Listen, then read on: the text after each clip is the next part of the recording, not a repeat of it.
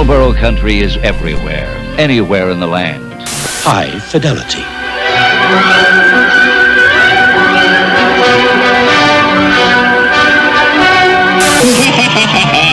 One puff and they'll soon be in my grasp. The 60s and 70s era were unforgettable for many reasons. Classic commercials especially stood out. Let's explore 30 minutes of TV commercials from the golden era. Post-count-off cereal. The 1960s ushered in with itself the space age, and everyone wanted to cash in on the space race. Post came out with their count-off cereal as the cereal that can make you grow strong and healthy like astronauts. We're not sure why they didn't name it as Countdown instead of Count Off, but the cereal was made up of numbers encouraging children to count off the launch. It was described on the box as a sugar-sparkled oat cereal. Count Off cereal was like alphabets, but with numbers.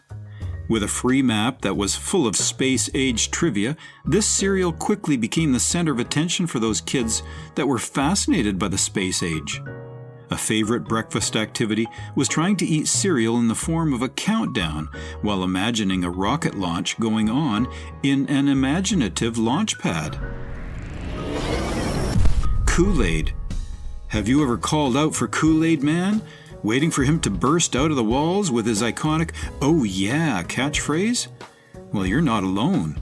America's beloved powdered drink KoolAid has always been cleverly marketed towards children, promising a refreshing break to their day with a sip of this sweet liquid. For nearly everyone, KoolAid was a household constant, either as an everyday soft drink or as an occasional summertime treat. It wasn't just limited to a drink as well. Many children would also make popsicles out of them, serving as a cheap but savory alternative to ice cream. If childhood could be distilled into one simple image, many Americans would see a smile with a red, sugar-stained mouth. Today, KoolAid comes in 20-plus flavors that hit the spot all these years later, though the most popular flavor will always be red. It just goes to show how great an idea, a little innovation, and a dream can change what the world is drinking. Bordon's Milk. In this ad, we see a rare appearance from the entire Bordon Milk mascot family in the same place. Elsie the cow with her calves and husband Elmer, which may surprise some of our viewers because he was the mascot of Elmer's Glue.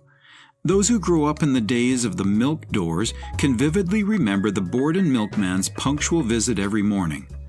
Legend has it that it was on Bordon's sea voyage back to the U.S. from England that he was ultimately inspired to find a way to preserve milk. The 1970s saw a growing emphasis on health and nutrition, and Bordon's milk ads capitalized on this trend by focusing on the health benefits of milk.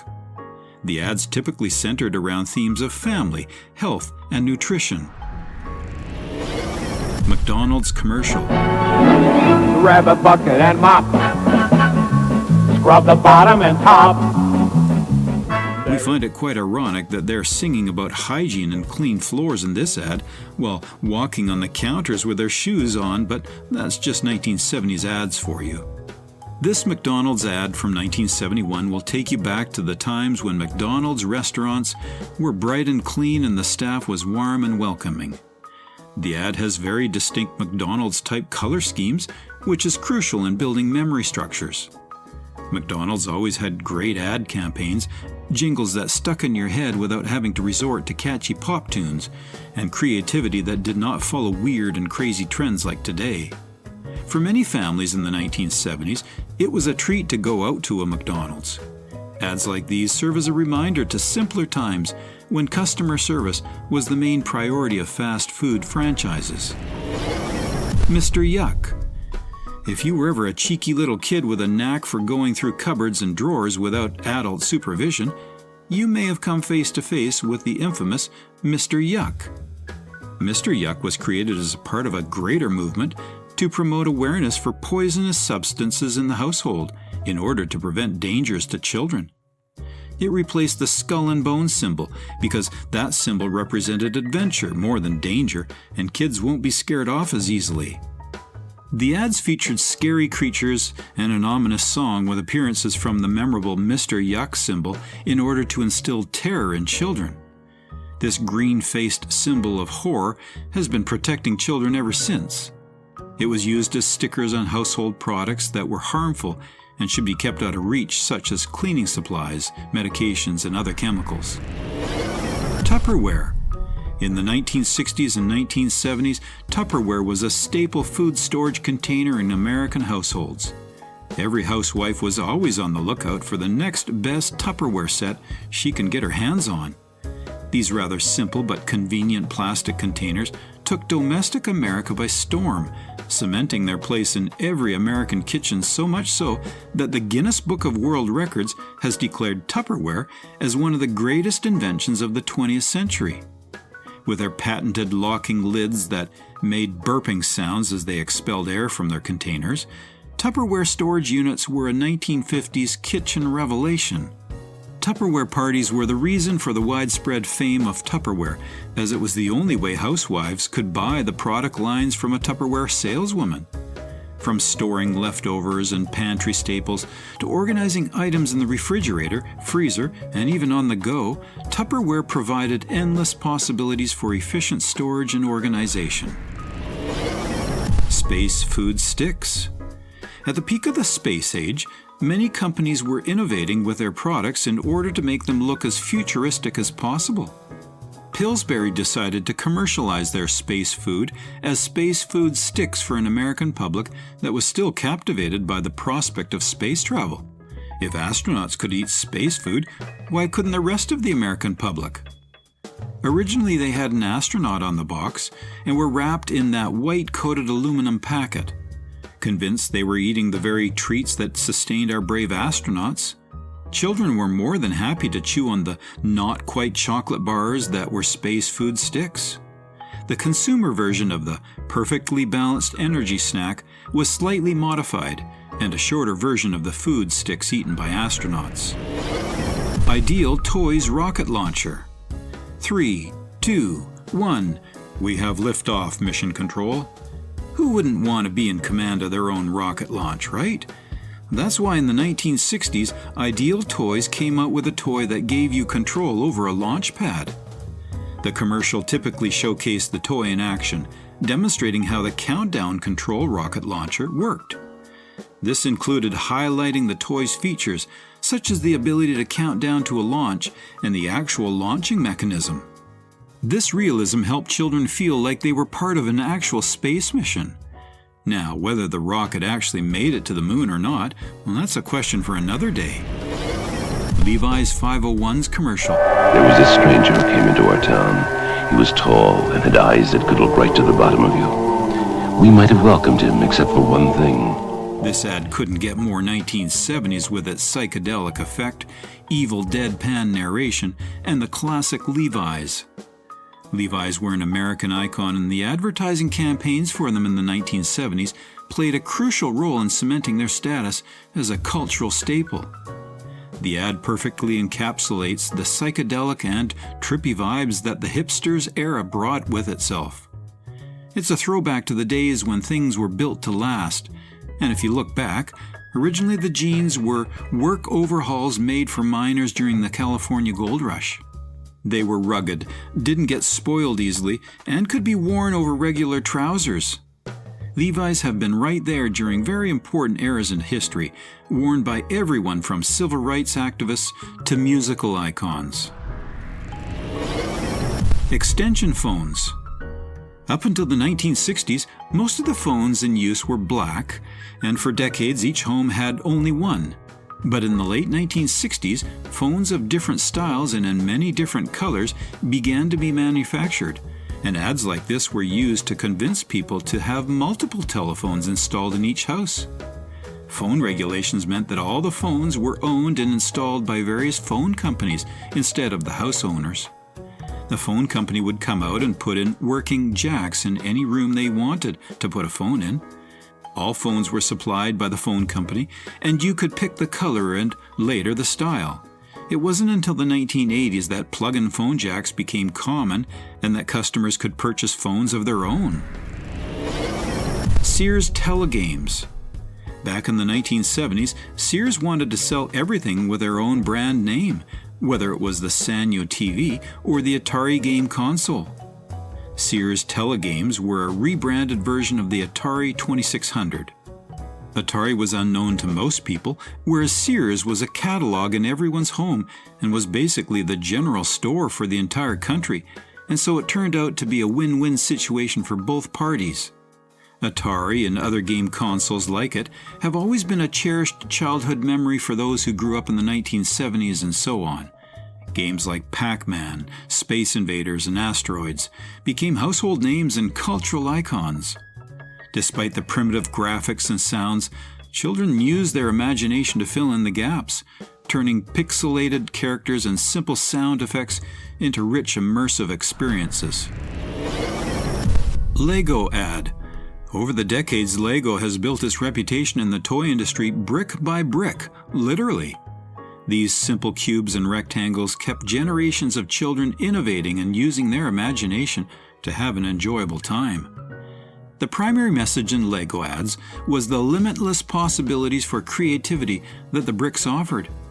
Children were encouraged to build whatever they could imagine, from simple houses to complex structures.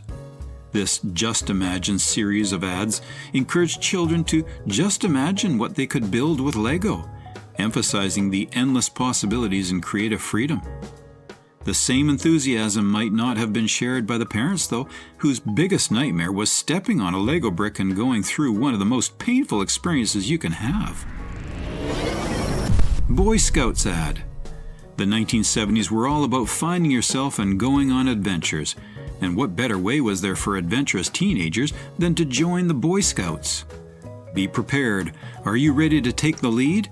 Was the famous funky and soulful jingle from this ad that has been stuck inside the heads of whoever was unfortunate enough to come across it. Boy Scouts, an organization originally for boys from 11 to 14 or 15 years of age, aimed to develop in them good citizenship, chivalrous behavior, and skill in various outdoor activities. The Be Prepared motto is central to Scouting, and these ads would have emphasized the readiness and resourcefulness that the Scouts aim to instill in young people.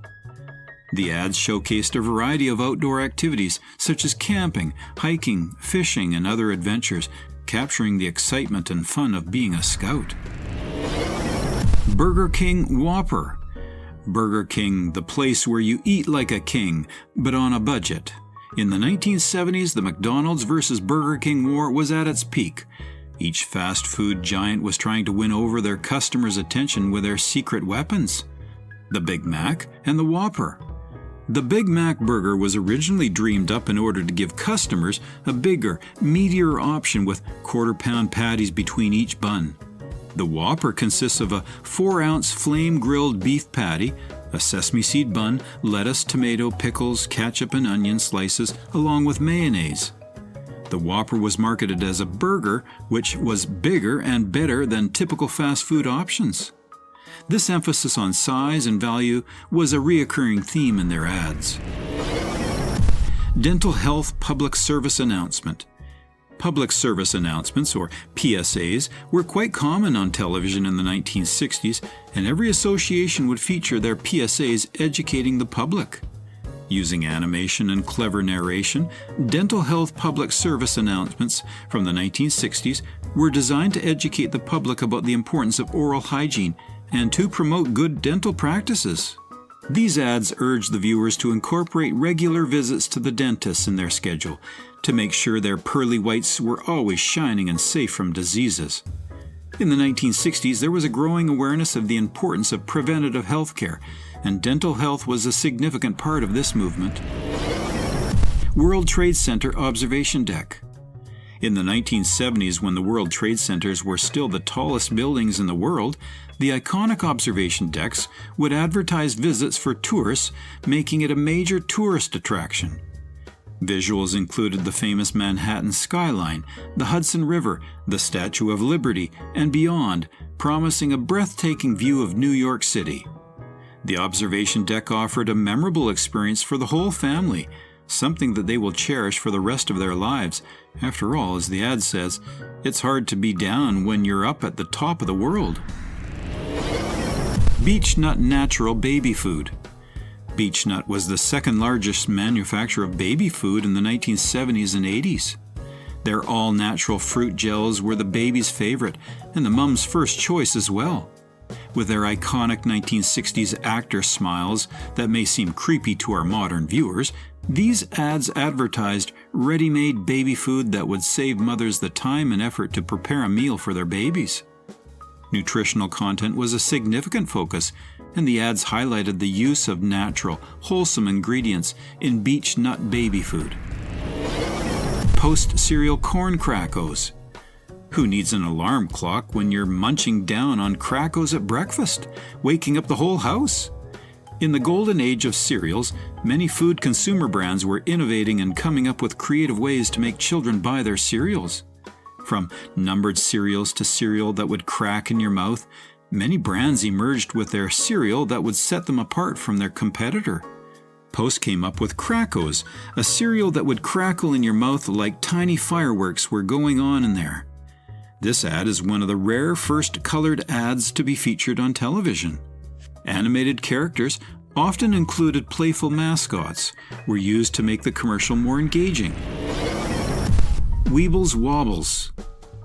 In a time when smartphones and television weren't the norm, toys were all the rage. Toy companies were famous for spending time and effort in coming up with creative toys. Weebles were amongst one of those. These wobble-like fellas would keep kids engaged in their fun playtime for hours.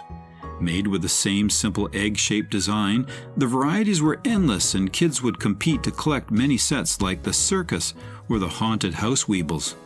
The famous slogans, "Weebles wobble, but they don't fall down," was central to the ads. This catchy phrase became synonymous with the Weebles brand, and it was true as well. Kids took to it as a challenge to make the Weebles stay down, but these persistent toys would never stop standing. They may not fall down, but if you put the glow-in-the-dark one on top of your lamp to make it glow more and forget about it, they will melt. Yes, that happened a lot. Ambassador car commercial. The Ambassador was classy and luxurious in all aspects, even in its name. In an ad that represented the era's ingenuity and innovation in making advertisements and attracting customers, the American Motors commercials emphasized the Ambassador's luxurious features, such as plush interiors, comfortable seating, and advanced climate control systems. With a red carpet that seemed to have no end, the ad symbolizes the luxurious drive offered by the road cushioning suspension and velvet-like performance. Performance was a key selling point, with ads highlighting the Ambassador's powerful engines, smooth ride, and superior handling. Wendys Restaurant. Wendy's old-fashioned hamburgers. Wendys has always been amongst the classic American fast food chains, and campaigns go back as far as 1976. Featuring the cute mascot Wendy, who was based on the founder's daughter, these ads emphasized on the freshness and old-fashioned nature of the hamburgers. A key message was that Wendy's hamburgers were made to order, ensuring that each customer received a freshly prepared meal. Customized orders were also highlighted, giving the customers the choice to order their hamburger however they want, or according to the catchy jingle, in 256 ways. Don't ask us how. Catchy phrases like "quality is our recipe" helped establish Wendy's in a highly competitive fast food industry. By the 1970s, Wendy's was making fast food history. In November of 1970, the joint pioneered what Wendy's now terms as the world's first modern drive-thru. Back then, Dave called it a pickup window. Polaroid instant cameras. Red are reds and blue are blues, and you see them in seconds. That's why Polaroid pictures make such a difference on Christmas. How do you know what they want for Christmas? I even know who's been good and who's been bad. While instant photography may be a pretty simple thing in modern times, back in the 1960s, obtaining pictures instantly was a revolutionary concept. Long before Polaroid pictures invoked sun-bleached nostalgia, dreamlike memories, and a longing for a bygone analog age, they were considered a flash of impossibility, futuristic technology. Back in those days, you had to get your films developed in special darkrooms. Most people had to wait days or even weeks to see the pictures they'd snapped. Polaroid changed the game entirely with their instant cameras designed to print colored or black and white photographs from negative films instantly. These cameras used roll film, Polaroid's first generation of instant film. Unlike the more famous, self-developing stuff you can still shoot today, you actually opened the back of the camera and peeled the finished print away from the negative after allowing it to transfer for about a minute. It was a pretty incredible innovation in photography at the time. Square Polaroid snaps captured the world's attention in the 1970s and have remained the subject of fascination since. Howard Johnson's Restaurant. Howard Johnson's, they've got more, different kinds of ice cream, red balloons and hot dogs, burgers too.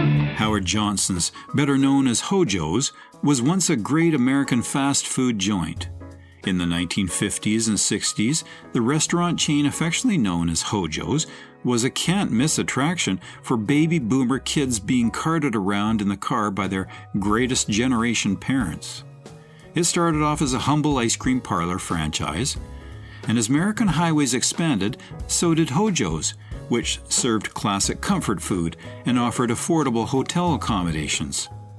For families hitting the road for summer trips, it was a home away from home, a breakfast counter, casual dining, and ice cream detour in one single place. Imagine that. Like McDonald's golden arches, Hojo's would also have a distinct design that would catch any driver's eyes, the famous slanted orange roof, drawing customers in with an aesthetic that could be spotted from a distance. So, what took the mojo out of Hojo? Well, failing to update its menu, centered around fried clams, chicken, hot dogs, and ice cream. Its marketing, along with the decline in road travel, led to the downfall of the once great American fast food chain. Sinclair Gasoline. Gasoline companies have always been competing with each other, but there's only so much you can advertise about regular old gasoline. Sinclair came up with an innovative way to stand out from the competition by adding nickel to their gasoline. The 1960 ads would feature everyone's favorite mascot, Dino, which gave a friendly and recognizable image to the brand. The commercials emphasized on the importance of having nickel in their gasoline, which proved to be healthy for the car and the engine. Better mileage, less wear and tear, and more performance were some of the added perks they promised with their special nickel-based gasoline. Superman never say yes to a secret. Come on, kids. If you want to grow up fast, take one of these. With a high quality and smooth animation that does not look like it's from the 1970s at all, this public service announcement will make you go, wow! Superman vs. Nicotine is an advertising campaign started by the Health Education Council that ran in the 1970s. As part of a drive to combat smoking amongst teenagers, Richard Williams used a legendary superhero icon, the Superman, to deliver a message of staying away from nicotine. It consisted of a series of televised and written ads starring Superman as he repeatedly thwarts the evil plans of a character named Nicotine, a typical top hat and cape-wearing villain who continually tries to give cigarettes to children. This 30 seconds PSA has all the qualities to make it iconic and memorable. A really creative and smooth animation, the funny-looking antagonist Nicotine, who resembles Waluigi more than anything, and a Superman who sounds like he's from Russia. 7UP Uncola. Thirsting for a fizzy treat with a lemon-lime twist? Steering clear from caffeine, but craving something sweeter than water? For decades, people reached for 7UP, the crystal carbonated beverage that was celebrated for everything it wasn't, lighter and fruitier than Coca-Cola or Pepsi, with less sugar and zero caffeine. The summer of 1967 became known as the Summer of Love, a period when hippies gathered in San Francisco and cities around the country in the hopes of igniting a revolution of compassion and love. Seizing on this oppositional energy, a campaign was designed that framed 7UP as the ultimate oppositional drink, the Uncola. Rather than trying to play up the similarities the soda shared with its competitors, the new ads focused on its differences. Before 7UP faded into soda obscurity, the brand was well known for its creative ad campaigns, including the Uncola ads like this one, which utilized the psychedelic aesthetic of the 1960s and 1970s to advertise the Unthing competition to win cool prizes by choosing 7UP. Just don't ask why the narrator sounds like he was woken up from a deep slumber, though. FNF Throat Aids. In an ad trippy enough to make you question reality, the FNF Throat Aids advertisement from the 1960s aimed to promote medicated lozenges as an effective remedy for sore throats and coughs. In order to appeal to children, FNF released mini-episodes where each new episode would show the fictional throat city in trouble only to be saved by a knockoff Superman, the FNF Super Throat Aid, voiced by John Irwin, who voiced He-Man, Morris the Cat, and Reggie on the Archie cartoons. The primary message of the ads was the quick and effective relief from sore throats and coughs that FNF Throat Aids provided. So, the next time you have throat troubles, don't be shy to pop in one of those lozenges and call out Banacol to say goodbye to those annoying coughs. Pepsi Cola Drive-In Theater ad. There's nothing the soda companies wouldn't do to get your business. This iconic ad was produced by the collaboration from the two soda giants, Pepsi and Cola. If they can work together, world peace isn't far away, right? Imagine you're a young family in the 1960s, and you roll into a drive-in with your baby boomer allotment of 4 or more young kids for a family night out. A car full of kids was a marketer's dream for drive-in owners. Many of the ads used cartoon characters to sell to the kids, not to the parents. Drive-in theaters were an integral part of American culture in the 1970s, and corporations did their best to advertise during the intervals in these outdoor cinemas. The ads played before and between movies, like this psychedelic ad that slips in more hallucinogenic images than the ending of Stanley Kubrick's 2001 A Space Odyssey. After watching this, people probably needed a Dramamine more than a Pepsi. Memorex tapes. The usual, sir? Please. Even after 500 plays, our high-fidelity tape still delivers high fidelity.